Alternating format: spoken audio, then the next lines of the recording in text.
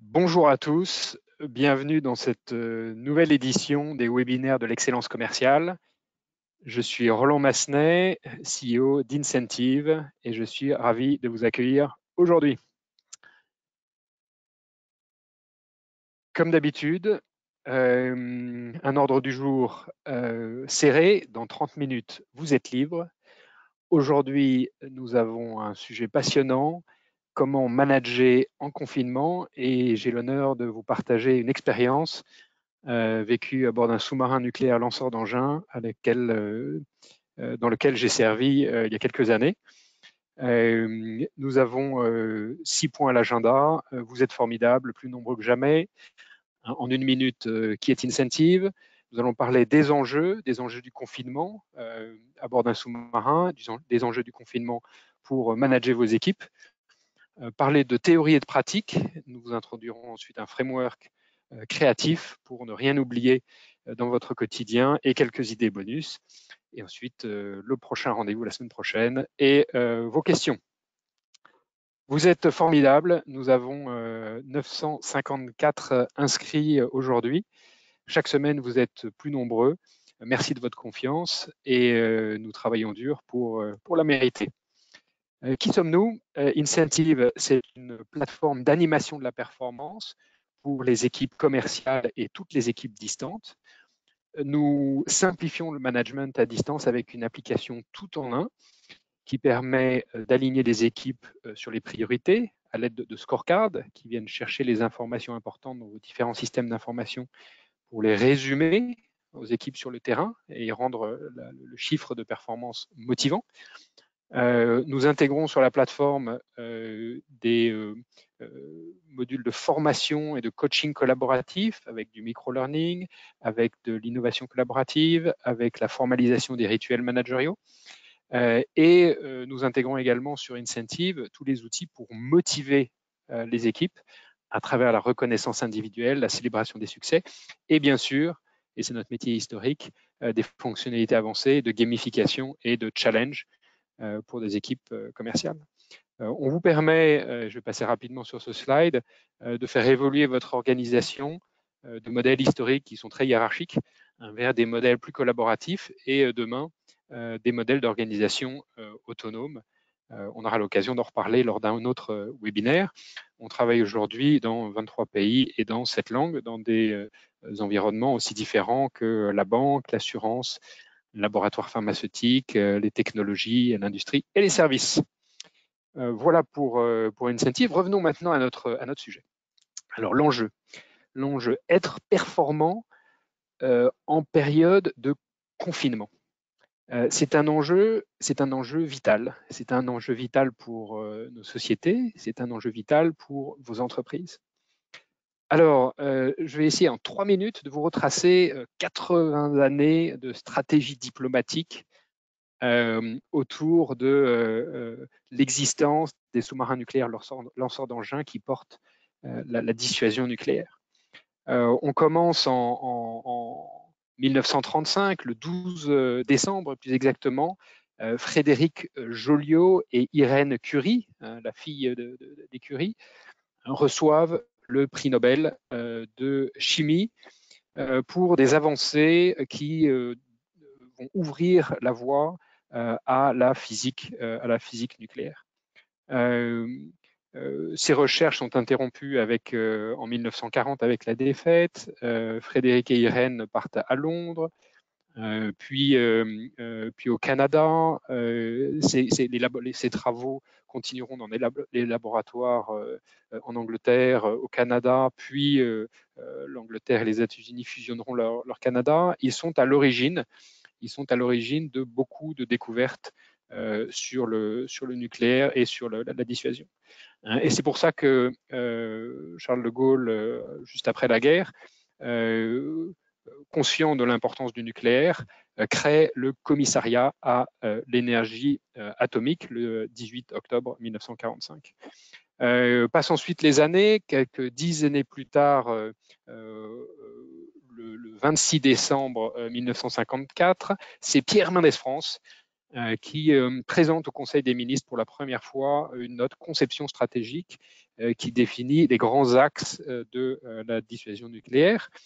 Cette conception stratégique sera mise en œuvre et officialisée en juillet 1958 par Charles de Gaulle, qui l'officialisera à l'occasion d'un voyage aux États-Unis. Ce programme se concrétise en 1964 avec l'arrivée des premiers Mirage 4 et en 1971 avec la mise en service du premier SNLE, le redoutable. Alors aujourd'hui, la dissuasion nucléaire, elle est portée par deux vecteurs. Le premier, la force aéronavale nucléaire, la FANU, avec 42 missiles ASMPA de 300 kilotonnes chacun. Et elle est également portée par la force océanique stratégique, la FOST, avec 48 missiles qui sont portés par 4 sous-marins nucléaires lanceurs d'engins. Chaque missile emporte une puissance de frappe de 600 kilotonnes. Ces 600 kilotonnes sont constitués de 6 vecteurs nucléaires de 100 kilotonnes chacun, avec une portée de 9000 km. Et donc, il y a aujourd'hui, à l'heure où on parle, un sous-marin nucléaire lanceur d'engins en France qui est capable de frapper un ennemi qui aurait menacé les intérêts stratégiques de la France. Voilà. La France est aujourd'hui la 3e puissance nucléaire. C'est aujourd'hui devant la Chine, devant les États-Unis, devant l'Angleterre, devant l'Inde. La France a 4 sous-marins nucléaires lanceurs d'engins en active. Il n'y a devant que les États-Unis qui en ont 18 et la Russie qui en a une vingtaine, même si on sait que en Russie, ils ne sont pas tous opérationnels. Voilà, en quelques minutes, ces 80 années qui ont abouti à ce concept, cette conception stratégique de la dissuasion nucléaire et qui fait porter un poids particulier aux 120 membres de l'équipage des sous-marins nucléaires lanceurs d'engins qui actionnent, qui rendent possible cette dissuasion nucléaire.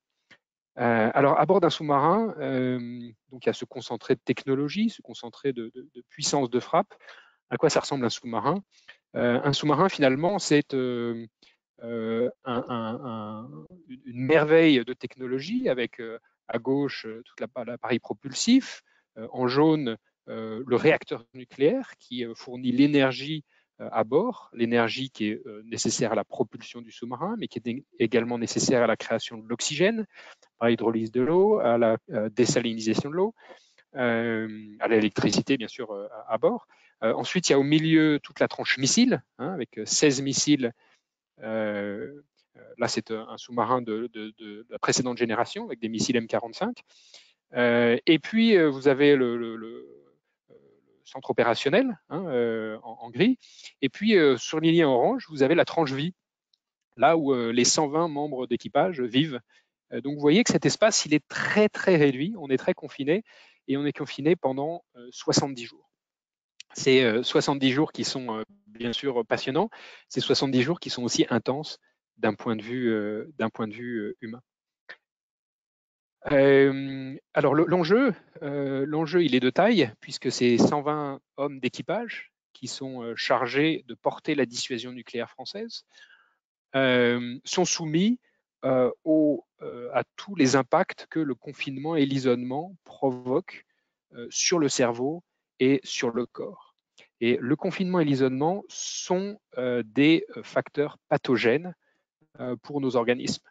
Le risque de dépression en isolement et en confinement est multiplié par 8. Le risque de se faire hospitaliser suite à un affaiblissement du corps est multiplié par 5. Le risque de mort prématurée à cause de cet affaiblissement est multiplié par 2.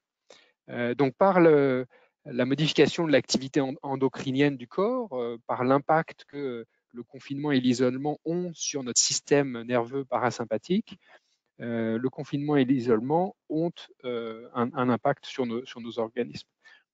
Et donc, comment faire pour combattre ces effets néfastes et pour rester performant?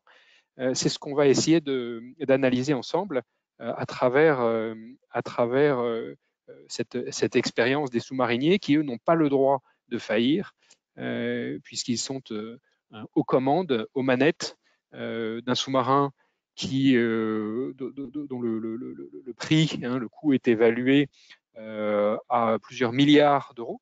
Chaque sous-marin a un coût de plusieurs milliards d'euros et il porte la dissuasion nucléaire, donc ils doivent rester performants chaque seconde d'une patrouille de 70 jours.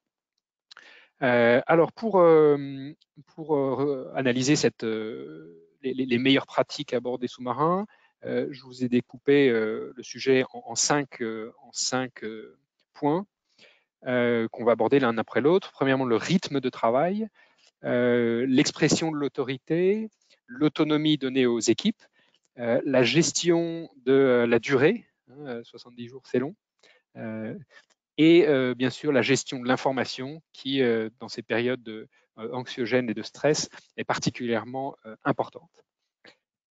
Alors, le rythme de travail. Le rythme de travail. Comment ça se passe à bord d'un sous-marin? En sous-marin, on est en rythme de 3 jours. Donc, on a un rythme. La première journée, on va avoir la matinée disponible et on va travailler de 12h à 15h. C'est les fameux quarts, mais il y a deux façons de voir les quarts. Il y a des quarts avec des roulements de 3 jours qui créent un rythme de 3 jours. Et puis, il y a des quarts qu'on voit plus dans la marine marchande où tous les jours, on fait la même chose et les équipes se succèdent, un peu comme dans une usine. Il y a le shift de nuit quand on fait des 3-8, mais on a toujours le même rythme jour après jour. Dans un sous-marin et dans certains bâtiments de la marine, dans un sous-marin, on a un rythme de 3 jours, ce qui permet de rentrer dans un cycle et d'éviter la routine. Donc là, vous voyez le jour 1, si on regarde la nuit, le premier jour, je vais avoir une nuit à peu près correcte entre 0 et 8 heures. Le deuxième jour, je vais interrompre ma nuit à 4 heures du matin pour aller travailler entre 4 heures et 8 heures. Et puis le troisième jour, et ça c'est le plus difficile, je vais travailler jusqu'à 4 heures du matin et puis je vais recommencer à travailler à partir de 4 heures. Et puis le jour 4, je vais recommencer avec une formulation de jour 1. Et là, je vous ai mis un profil plus classique dans la marine marchande. On garde le même horaire chaque jour avec des équipes 1 qui font toujours le même horaire, une deuxième équipe qui fait toujours le même horaire et une équipe 3 qui fait toujours le même horaire. Alors, quelles suggestions pour les équipes, quelles conclusions on peut tirer de cette organisation à bord des sous-marins? Première suggestion, casser le rythme journalier sur un cycle de 3 jours, par exemple. Ça veut dire quoi? Ça veut dire professionnellement, plutôt que de dire on va faire un point tous les matins, dire on va faire un point sur tel sujet le lundi, et puis on reprendra ce sujet-là le jeudi, et puis on reprendra ce sujet-là le lundi suivant. Voilà. Ou vous pouvez aussi, avec vos familles, parce qu'on sait que le confinement, c'est aussi important de bien gérer sa vie de famille, créer des routines dans la semaine avec le lundi, c'est les enfants qui font le dîner, le mardi, on fait un jeu de cartes, le mercredi, on regarde un film. En créant ces routines qui s'étendent sur une durée plus grande qu'un jour, on va casser la monotonie et le temps va passer plus vite. Deuxièmement, fixer les heures de travail et s'y tenir. Et troisièmement, rendez la vie pro-perso plus étanche. Très important en confinement d'avoir des moments où on arrête complètement de travailler. L'expression de l'autorité. L'expression de l'autorité à bord d'un sous-marin, elle est très différente de celle qu'on peut trouver à bord d'un bâtiment de surface. Tout d'abord, il y a beaucoup moins de formalisme. Vous voyez là, ça c'est un extrait du Chant du Loup. Il y a plus d'uniformes ou très peu d'uniformes. À bord d'un sous-marin, on ne se salue plus réglementairement. On dit bonjour commandant, comme on pourrait dire bonjour à quelqu'un de proche. L'humour est plus important que le prestige. Alors là, ça c'est un exemple. Les baffis, les chapeaux de marin, on a une bande avec le nom du sous-marin. Et il y avait à bord une femme d'un officier qui fabriquait des caleçons et qui mettait sur les caleçons ces bandes avec le nom du sous-marin. Alors les sous-marins nucléaires lanceurs d'engins, ils ont des noms assez évocateurs. C'est l'inflexible, c'est l'indomptable, c'est le tonnant, c'est le redoutable. Voilà. Et donc, ça faisait beaucoup rire d'avoir ces caleçons avec le nom du sous-marin. Dans tout autre contexte qu'un sous-marin, le commandement aurait considéré que c'est une atteinte au prestige de la marine que de mettre le nom d'un sous-marin sur un caleçon avec un jeu de mots un peu graveleux. À bord d'un sous-marin, c'était considéré comme acceptable. Voilà. Et vous pouvez encore acheter, j'ai trouvé une entreprise française, le Chic français, qui vend ces caleçons avec ces noms de sous-marins. Les sous-mariniers sont très fiers d'être sous-mariniers. Il y a un autocollant et un badge qui circulent depuis longtemps. Il n'y a que deux types de navires, les sous-marins et les cibles. Donc il y a une très grande fierté, mais aussi une grande flexibilité sur le mot. Alors dans l'expression de l'autorité, quelques suggestions pour vos équipes. Le confinement provoque des susceptibilités exacerbées. Il faut en prendre compte dans la façon d'exercer son autorité. Il faut renforcer la fierté collective. Et pour rappel, et encore plus vrai en confinement, ne jamais recadrer en public, toujours féliciter en public, mais recadrer en privé. Troisième sujet, l'autonomie. L'autonomie vers des équipes auto-apprenantes. À bord d'un sous-marin, chacun est à la tête d'un service complexe, de responsabilités immenses, et particulièrement dans l'équipage, il y a un homme sur qui repose toute la santé des 120 membres de l'équipage. Un sous-marin ne remonte pas si quelqu'un est malade. La mission du sous-marin est de rester caché dans les eaux pendant 70 jours. Et donc, le médecin à bord doit être capable de soigner n'importe quelle maladie. N'importe quelle maladie, c'est vraiment n'importe quelle maladie. C'est-à-dire qu'un médecin à bord doit être à la fois un neurologue, un cardiologue, un dentiste, un hépatologue, un pneumologue, un gastroentérologue, un ophtalmo, un neurochirurgien, un dermato. Donc vous voyez la capacité, alors bien sûr c'est un médecin qui reçoit toutes ces formations pour être capable d'opérer, pour être capable de soigner une carie, pour être capable d'extraire une dent, pour être capable même voilà, de faire de la chirurgie en cas de nécessité. Le monde était incroyablement complexe à bord d'un sous-marin et le monde au sein de nos entreprises devient de plus en plus complexe et on va demander à nos commerciaux et à tous nos collaborateurs de maîtriser de plus en plus de sujets. De plus en plus de sujets dans des environnements qui sont parfois compliqués, puisque le médecin, non seulement il doit maîtriser toutes ces spécialités, mais il doit les maîtriser dans un environnement nucléaire, puisqu'il y a à bord du sous-marin une centrale nucléaire, et on est tous à moins de 30 mètres du cœur du réacteur nucléaire. Donc en plus de toutes ces spécialités, il doit gérer la possibilité de fuite et de contamination nucléaire. Donc, quelle suggestion pour vos équipes? L'éloignement forcé, c'est une occasion unique. C'est une occasion unique de donner de l'autonomie à vos équipes. Alors pour ça, il y a un exercice que je vous invite à faire qui est de formaliser avec vos collaborateurs la liste des compétences qu'ils doivent développer pour renforcer leur autonomie sur leur mission. Donc, vous partez des missions, les feuilles de compétences sur lesquelles ont travaillé les RH, et sur chacune des missions, vous regardez quelles sont les interactions avec les autres départements, quelles sont les interactions avec les outils. Et ça permet de lister les sujets sur lesquels vous allez former et rendre vos équipes plus autonomes. Et le fait d'être à distance, c'est une occasion, un prétexte extraordinaire pour leur demander de gagner en autonomie, pour leur demander de se former, pour leur demander d'être finalement en autonomie plus réactif vis-à-vis de leur environnement.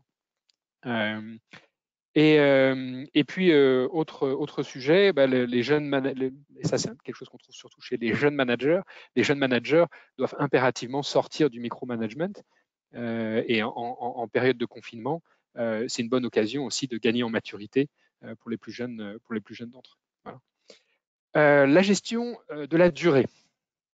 Quatrième sujet, la gestion de la durée. Une patrouille de sous-marins, ça dure 70 jours. Et 70 jours, c'est la durée dans toutes les marines du monde. Hein, aux États-Unis, la Russie, l'Angleterre, la Chine, hein, qui sont les 5 pays qui ont des SNLE aujourd'hui. Toutes les patrouilles du monde durent 70 jours. Ce n'est pas une limite technique, parce que la centrale nucléaire apporte une énergie de propulsion pour des années. Elle permet de créer de l'oxygène et de l'eau potable. On embarque avec 90 jours de vivres frais, 120 jours de vivres de combat, donc on pourrait rester plus longtemps aussi et se nourrir plus longtemps avec les réserves du bord. 70 jours, c'est la limite, c'est une limite psychologique. C'est une limite à partir de laquelle il y a plus de troubles de comportement qui apparaissent au sein d'une patrouille. Donc comment faire pour rester performant pendant ces 70 jours?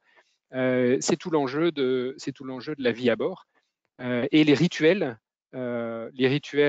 managériaux, les rituels collectifs sont particulièrement importants pour assurer l'équilibre psychologique. Un rituel est rassurant, un rituel place un individu au sein de sa communauté, un rituel permet d'asseoir des comportements et d'en créer une culture dans le quotidien. Alors dans les rituels à bord d'un sous-marin, le midship, l'aspirant, a un rôle particulier. Il est garant des rituels à bord du carré. Il est garant de l'animation du collectif à bord. Alors la gamelle, c'est un autre. Alors la gamelle dans la marine, c'est une somme qui est allouée au commandant pour ses frais de représentation. Donc quand un bâtiment va accoster à l'étranger, on invite le préfet maritime, l'ambassadeur, et donc il y a une somme qui est allouée au commandant pour organiser ces réceptions. À bord d'un sous-marin, il n'y a pas beaucoup de réceptions parce qu'on est au fond de l'eau. Et donc la gamelle sert à améliorer l'ordinaire de l'équipage. Et donc on mange très bien à bord d'un sous-marin. D'ailleurs, les chefs cuisiniers à bord des sous-marins sont régulièrement ensuite promus à l'Élysée, puisque ce sont parmi les plus brillants de leur promotion. Et puis, je vous ai mentionné aussi la cabane. Alors, la cabane, c'est une grande fête qui est organisée à mi-patrouille, donc à 35 jours, qui est le point cabané en langage marin, ça veut dire basculer, hein, ça veut dire se renverser. Et c'est un moment psychologique qui est important, puisque ça fait un mois qu'on est parti, un mois qu'on a quitté sa famille, un mois qu'on a quitté ses amis, et on a encore un mois devant soi. On est presque bientôt dans cette situation de confinement. Et ben, la cabane, c'est une occasion de célébrer et de faire une énorme fête à bord du sous-marin. Bien sûr, tout ça en confinement et en silence, hein, pour rester très discret au fond des océans. Mais la cabane fait partie des rituels qui viennent célébrer, qui viennent égayer le quotidien des sous-mariniers, avec bien sûr toute la phase de préparation et puis ensuite après la fête, la phase de partage des souvenirs. Alors quelques suggestions pour les équipes. Plus que jamais en période de confinement, formaliser les rituels d'accueil des nouveaux. Si vous n'avez pas bloqué l'arrivée des nouveaux, la signature du contrat de travail est une occasion de célébrer tous ensemble. La première réunion d'équipe est une occasion de faire participer ou de faire une vidéo un nouvel arrivant. La confirmation de la période d'essai après 3 mois est une occasion de faire la fête, en équipe à distance. Célébrer aussi les rituels personnels, hein, les anniversaires, les fêtes. Regardez le saint du jour, c'est aussi une occasion de célébrer quelqu'un, célébrer bien sûr toutes les naissances, les éventuels mariages. Je ne sais pas s'il y a beaucoup de mariages en ce moment. Développer aussi vos rituels d'équipe avec des réunions régulières. Responsabiliser les juniors sur le respect des rituels. C'est une bonne manière de les embarquer dans votre culture d'entreprise. Et puis, le dernier point, faites-vous plaisir. Faites-vous plaisir. Oui, nous allons prendre quelques kilos pendant cette phase de confinement. Le record à bord de l'Indomptable, en 70 jours, un officier marinier a pris 20 kilos en 70 jours. Donc, il est sorti un peu plus épais qu'il n'est rentré. Mais ça fait partie des règles. Et le plus important, c'est d'être assez libre face à cela. C'est pas en confinement, c'est pas le moment où il faut faire un régime. il faut profiter de la vie parce que chaque jour vaut d'être vécu. Dernier sujet, la gestion de l'information. La gestion de l'information, à bord d'un sous-marin, il y a une grande maîtrise des messages. Alors, quand on est à bord d'un sous-marin, on ne peut pas communiquer avec l'extérieur. Le sous-marin est totalement silencieux. Il ne peut que recevoir des informations de l'extérieur. Et donc, chaque membre de l'équipage a le droit de recevoir 20 mots par semaine. 20 mots par semaine. C'est ce qu'on appelle le familigramme. 20 mots, c'est très court, mais en 20 mots, on peut dire beaucoup de choses. Et 20 mots par semaine, ces 20 mots, ils doivent être positifs. Le sous-marin ne va pas remonter si on a un décès familial, même un décès proche. Donc, la communication de ce familigramme est contrôlée par, alors la BOFOS, c'est la base océanique de la base organique de la force océanique stratégique, c'est le siège de la base de sous-marins. Et puis, donc, la famille envoie le message à la BOFOST. La BOFOST vérifie le message, éventuellement demande des explications à la famille. Et ensuite, le message est transmis au sous-marin. Le message est reçu par le commandant second. Et le commandant second va valider qu'il n'y a pas d'information d'ordre triste, pénible, voilà, avant de le communiquer aux membres de l'équipage. Donc la communication avec les proches, elle est limitée au familigramme, elle est surtout limitée aux informations positives. Alors, bien sûr, on est dans une entreprise, on est dans un environnement ouvert, on n'est pas dans un sous-marin, mais je trouve que c'est assez inspirant ce qui se passe à bord d'un sous-marin et plus que jamais, dans notre environnement, la communication est importante. Et je vous invite à mixer les informations opérationnelles et des informations personnelles. Il faut aller toucher les personnes, se retrouver dans la communication sur un plan pas simplement professionnel mais aussi humain. Et puis, dans la communication, minimiser les informations anxiogènes. Quand on ouvre la télévision, on a le nombre de morts, on a le nombre d'hospitalisés, on a le nombre de morts dans le monde.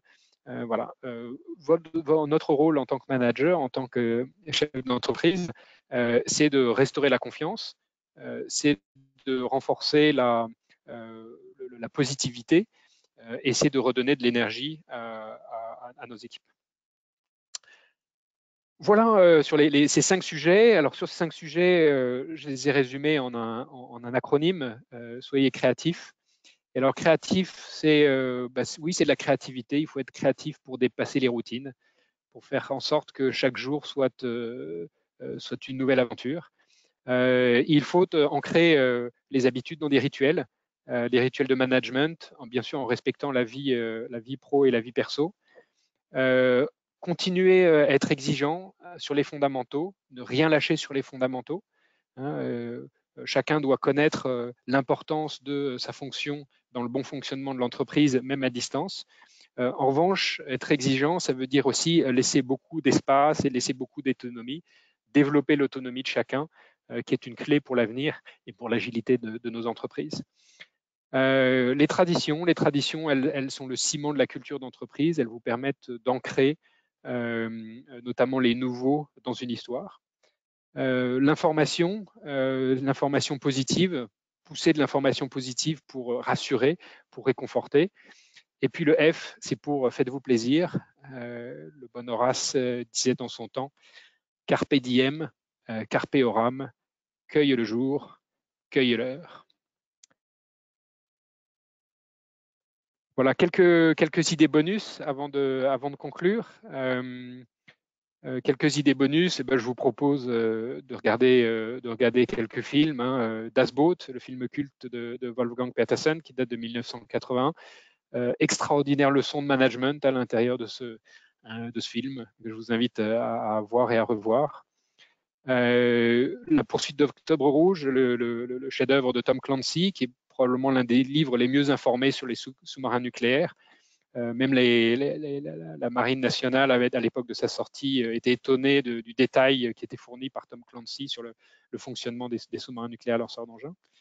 Un film très récent de l'année dernière, d'Antonin Baudry, qui est Le Chant du loup, très réaliste par quelques détails de dynamique de management, mais un film très réaliste et absolument passionnant. Et puis un article dans le Figaro qui est paru avant-hier, d'un commandant de sous-marin qui lui aussi exprime ses conseils que je vous invite à lire. Voilà. Et puis je voudrais finir cette présentation en remerciant le vice-amiral d'escadre Van Nuffel, sous les ordres duquel j'ai eu l'honneur de servir à bord de l'Indomptable. Voilà, qu'il en soit ici remercié. Il a une carrière brillante ensuite. Il a été directeur de l'école navale. Il a ensuite été préfet maritime à Brest. Voilà, je vous donne rendez-vous la semaine prochaine. Merci beaucoup de votre fidélité. Je vous donne rendez-vous la semaine prochaine pour parler du futur, recruter les commerciaux, comment bien anticiper la reprise.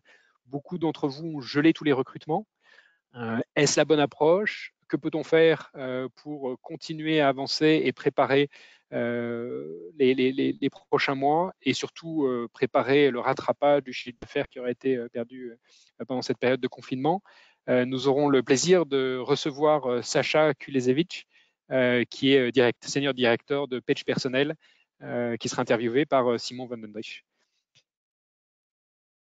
Voilà, merci à tous pour votre attention. Nous essayons toujours d'être rigoureux dans le timing. Il est exactement midi. Si vous avez des questions, je vous en prie, la boîte à questions est ouverte. Alors, bonjour, étant ancien VOA de SNLE, rectification, on en est à 40 mots pour le familigramme. Ah ben, merci pour cette précision. De mon temps, c'était 20 mots, donc je vois que on a fait des progrès dans les transmissions. Alors, comment faire actuellement? La cabane date de milieu de confinement, n'est pas connue. Alors, si la cabane n'est pas connue, c'est pas grave. Ce que je vous propose, c'est que chaque mois, célébrer un mois de confinement. Déguisez-vous, organisez un dîner avec vos collaborateurs, avec vos familles, où chacun apporte quelque chose. Finalement, l'état d'esprit qu'on doit avoir en confinement, c'est cette créativité dont on parlait tout à l'heure. Profiter de chaque événement, et la date anniversaire d'un mois est un événement en soi. Il suffit qu'on le décide. Profiter de chaque événement pour célébrer, pour faire la fête, pour donner lieu à de la créativité. Pourriez-vous préciser la notion de micromanagement? Alors ça, c'est très simple. Hein, un commercial qui est promu manager, il n'a souvent pas été formé, il n'a pas toujours toutes les qualités pour être manager. Et donc, le premier réflexe d'un jeune manager, c'est de tout contrôler. Et c'est ce qu'on appelle le micromanagement, c'est-à-dire contrôler au niveau microscopique les actions de son équipe. C'est un défaut de jeune manager, c'est un défaut qui passe avec l'expérience. Voilà, donc en période de confinement, il ne faut surtout pas faire du micromanagement parce que la situation est suffisamment anxiogène, et si vous faites du micromanagement, vous allez provoquer des burn-out.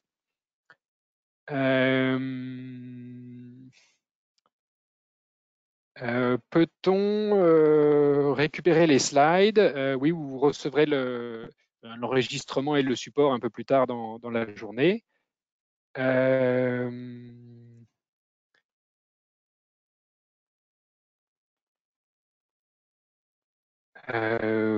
Voilà. Et ben voilà pour les. Alors, que pensez-vous de la prospection, même soft et intelligente, donc pas barbare, pendant le confinement? Alors, pendant le confinement, on a tous besoin de se rassurer, on a tous besoin de relations humaines. Et donc, la prospection, et on pourra faire un webinaire sur le sujet, si ça vous intéresse. La prospection en période de confinement, elle doit être dans la construction ou le développement de relations. Donc n'essayez pas de vendre, n'essayez pas de pousser vos projets, essayez juste de partager des expériences. C'est ce qu'on essaye de faire à notre mesure avec cette série des webinaires de l'excellence commerciale toutes les semaines. Hein, c'est de vous apporter des expériences nouvelles, des éclairages différents sur la vie de vos entreprises et le management de vos équipes commerciales ou de vos réseaux de distribution. Bonjour, est-ce que ces conseils peuvent s'appliquer aussi dans le management d'une équipe en télétravail? Alors oui, bien sûr, on parle de confinement, mais le confinement et l'isolement ont exactement les mêmes caractéristiques, exactement le même impact sur nos cerveaux et sur nos organismes. Donc une équipe en télétravail, c'est une équipe qui fonctionne avec des personnes qui sont isolées du reste de leur équipe professionnelle. Donc tous les conseils, toutes les anecdotes qu'on a mentionnées, elles sont tout à fait valables pour les équipes en télétravail. Et finalement, Incentive est spécialisé dans l'animation des réseaux commerciaux. Bah, les réseaux commerciaux, pour la plupart, sont des commerciaux terrain qui sont travaillent souvent de chez eux et donc qui sont effectivement en télétravail.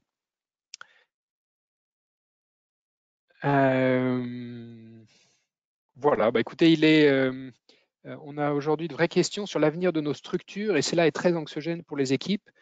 Les baisses de chiffre d'affaires sont visibles des collaborateurs. Comment continuer à motiver les équipes dans ce contexte? Alors, notre rôle de manager, il est d'être le socle, d'être la bouée auquel on va se raccrocher, d'où l'importance d'une communication positive. Alors, une communication positive, ça veut dire aussi une communication réaliste et franche. Il faut être ouvert avec vos collaborateurs. Les baisses de chiffre d'affaires, elles sont vraies partout. Hein. On a certains clients dans le travel retail qui ont mis en chômage technique 98% de leurs effectifs, avec zéro chiffre d'affaires. Et certes, je suis sûr que dans vos entreprises, vous devez également faire face à des situations compliquées. Une façon, un sujet à aborder rapidement, c'est de dire oui, il y a une baisse de chiffre d'affaires et donc avec vos commerciaux, parlez objectif. Hein, baisse de chiffre d'affaires, ça veut dire aussi pour eux baisse de rémunération variable. Donc, est-ce que vous adaptez vos objectifs? Est-ce que vous ne les adaptez pas? Chaque entreprise va faire ses choix, mais adressez le sujet. Ne laissez pas une question ouverte sans réponse pour en discuter. Avec parfois vous aurez des réponses, parfois vous n'aurez pas de réponse. Et dans ce cas-là, aidez-les à participer à la création des réponses, à être créatifs sur le mode d'interaction avec les clients, à être créatif sur les projets transverses sur lesquels vous travaillez pour préparer le retour au bureau. C'est une phase où il faut que les gens deviennent plus autonomes, se prennent en main. Et ça, c'est vraiment entre les mains de nous, managers, de nous, dirigeants, de faire en sorte que chacun ait sa place dans les réflexions qui sont en cours pour trouver des solutions créatives à ces situations difficiles. Voilà. Bonjour, on parle de rituel et de casser le rythme journalier. Est-ce que cela signifie qu'il faut espacer les rituels ou simplement les décaler dans le timing? Alors, première chose, je pense que les rituels, il faut qu'ils soient bien bordés dans le temps et il faut plus que jamais respecter la vie personnelle des collaborateurs. Donc, si vous aviez l'habitude de faire certaines réunions, certains calls à 8 heures, je vous suggère de les décaler à 9 heures. Je vous suggère d'arrêter tous les calls et toutes les réunions à 17 heures ou 18 heures maximum. On travaille de façon plus intense quand on est en télétravail et donc on a besoin de respirer. Le danger, c'est le burn-out avec des collaborateurs qui travaillent en permanence ou qui ont à l'esprit en permanence les problèmes, les soucis, les incertitudes sur l'avenir. Donc, vos rituels managériaux, cadrez-les bien pour éviter qu'ils ne débordent sur la vie personnelle. Ça, c'est le premier sujet. Le deuxième point, Les rituels, gardez-les fréquents parce qu'il faut maintenir une fréquence de communication intense. En revanche, essayez de trouver un rythme, peut-être un rythme plus quotidien, mais bicotidien ou tous les 3 jours sur des sujets différents. Donc l'idée, c'est de créer un cycle de vie qui dépasse la journée et qui fait passer le temps plus vite. Voilà. Peut-on demander à nos équipes de continuer à faire la promotion de nos produits par call? Alors là, on rejoint la question de tout à l'heure. Oui, mais avec une approche plus humaine, avec une approche plus en se mettant au service du client et en s'assurant que peut-être par un email, une prise de rendez-vous, que le temps est opportun. Alors on voit que les séances aussi d'appel vis-à-vis des personnes sont différentes. Nous, on adresse essentiellement les grands comptes. Nos interlocuteurs, dans un environnement classique, ils sont plutôt disponibles le matin entre 8h et 9h30. En période de confinement, bien sûr, on n'appelle personne à 8h30. On va plutôt contacter nos interlocuteurs en fin de matinée, vers 11h, 11h30, ou en milieu d'après-midi, vers 3h30, 4h. Voilà, donc les périodes d'appel sont un peu différentes. Le style d'appel va être aussi différent, avec beaucoup plus de respect du temps de son interlocuteur. Voilà les réponses à quelques-unes de vos questions. Il est bientôt 12h15. Je vous remercie encore beaucoup de votre fidélité. Ça nous fait très plaisir d'avoir de plus en plus de monde à ces webinaires de l'excellence commerciale. Et je vous redonne rendez-vous la semaine prochaine avec Simon et Sacha Kulezevich de Page Personnel pour parler du futur et pour parler de l'anticipation des recrutements des commerciaux. Bonne journée à tous et à très bientôt.